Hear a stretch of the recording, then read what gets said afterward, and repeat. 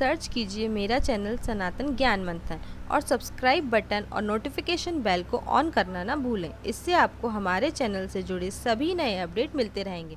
नमस्कार दोस्तों, आप सभी का स्वागत है आपके अपने YouTube चैनल सनातन ज्ञान मंथन में। आप सभी के साथ के लिए धन्यवाद। आशा करती हूँ आप सभी को मेरे द्वारा बनाई गई वीडियो पसंद आ रही होंगी। मेरा उद्देश्य हिंदू धार्मिक कथाओं का ज्ञान आप सभी तक पहुँचाना है। तो इसी तरह हमारी सभी वीडियो को अंत तक जरूर देखिए व बने रहिए हमारे चैनल पर और जुड़े रहिए अपनी धर्म और संस्कृति के साथ। दोस्तों, आज मैं आप सभी के लिए महामुनि व्यास जी की कथा लेकर आई हूँ। जब कई मुनियों ने जानना चाहा कलयुग में धर्म का लाभ और इस विषय के विवाद निवारण हेतु वह पहुँचे ऋषि व्यास जी के पास।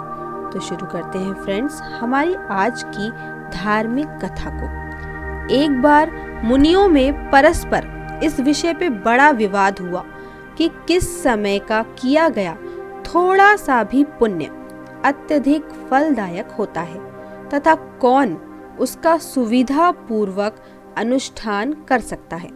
अंत में वे इस संदेह के निवारण के लिए महामुनि व्यास जी के पास गए।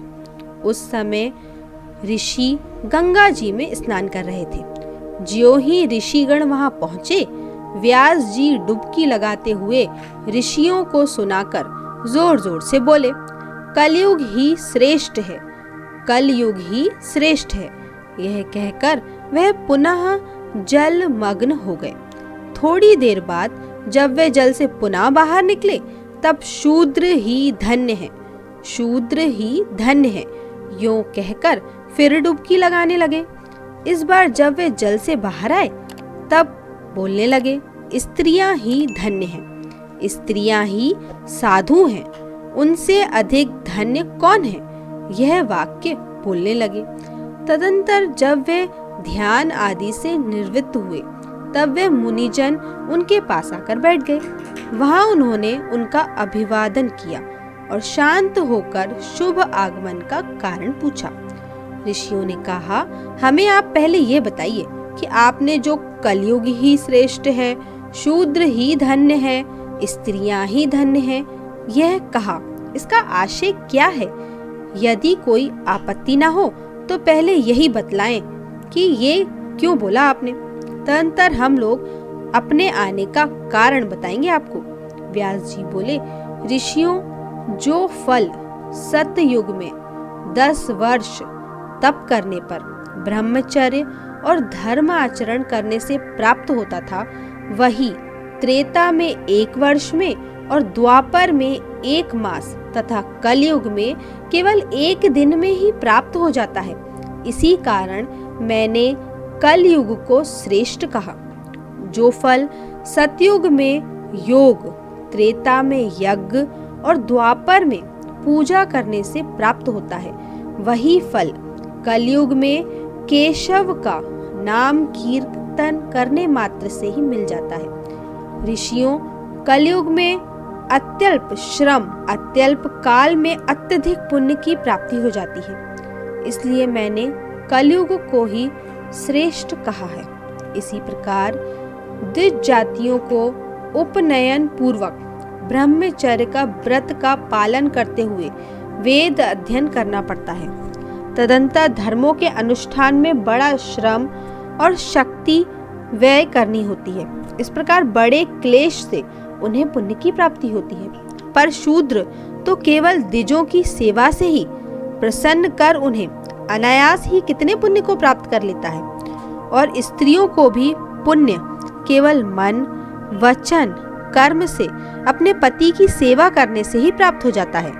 इसीलिए मैंने शूद्र ही धन्य है, स्त्रियां ही साधु हैं, इनसे धन्य और कौन हो सकता है, ये शब्द कहे थे। अब कृपया आप लोग ये बतलाएं कि आपके आने का कौन सा शुभ कारण है। ऋषियों ने कहा, महामुनि, हम लोग जिस प्रयोजन से आए थे वह कार्य तो अब हो गया है। हम लोगों में यही विवाद छिड़ गया था कि अल्प काल में कब अधिक पुण्य अर्जित किया जा सकता है तथा उसे कौन संपादित कर सकता है। आपके इस स्पष्टीकरण से समाप्त तथा निर्णीत हो चुके हैं। व्यास जी ने कहा, ऋषियों, मैंने ध्यान से आपके आने की बात जान ली थी तथा आपके हृदय के भावों को भी मैं जान गया था। अतएव मैंने उपयुक्त बातें कही। आप लोगों को भी साधु साधु कहा था। वास्तव में जिन पुरुषों ने गुण रूपी जल से अपने सारे दोष धो डाले हैं, उनके थोड़े से ही प्रयत्न से कलयुग में धर्म सिद्ध हो जाता है। इसी प्रकार शूद्रों को द्विज सेवा तथा स्त्रियों को पति सेवा से अनायास ही महान धर्म की सिद्धि, विशाल पुण्य राशि की प्राप्ति हो जाती है। इस प्रकार आप लोगों की अभीष्ट वस्तु मैंने बिना पूछे ही बतला दी थी। तदंतर उन्हीं व्यास जी का पूजन करके, उनकी बार बार प्रशंसा करके वह लोग जहाँ से आए थे अपने स्थान को लौट गए। तो दोस्तों, इस वीडियो को लेकर आपकी क्या राय है, हमें नीचे कमेंट करके ज़रूर बताएं।